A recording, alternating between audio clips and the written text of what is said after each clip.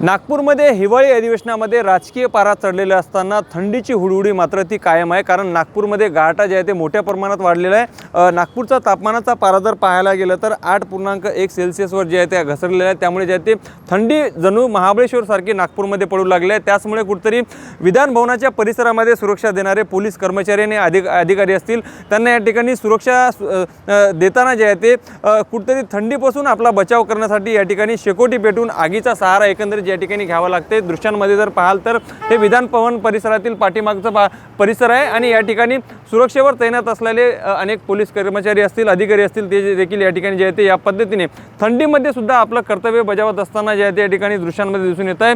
अगदीच पाहायला गेलं तर नागपूरमध्ये जे आहे ते मोठ्या प्रमाणात जे आहे ते हिवाळी अधिवेशन सुरू होण्यापूर्वीपासून जे आहे ते थंडीचा गाठ आहे आणि दररोज गाठा जो आहे तो कायम असल्यामुळे मोठ्या प्रमाणात थंडी पडत आहे। त्यामुळे आगीपासून आपला बचाव करण्यासाठी सोबतच सुरक्षा सुद्धा या ठिकाणी द्यायची आहे। त्याच अनुषंगाने जे आपण दृश्यांमध्ये जर पाहिलं तर या ठिकाणी कर्तव्यावर असणारे पोलीस अधिकारी आणि कर्मचारी यांना आता कुठेतरी थंडीपासून बचावासाठी या ठिकाणी शेकोटी पेटून आगीचा सहारा या ठिकाणी घ्यावा लागत आहे। लोकशाही मराठी करता मी ज्ञानेश्वर पवार, नागपूर।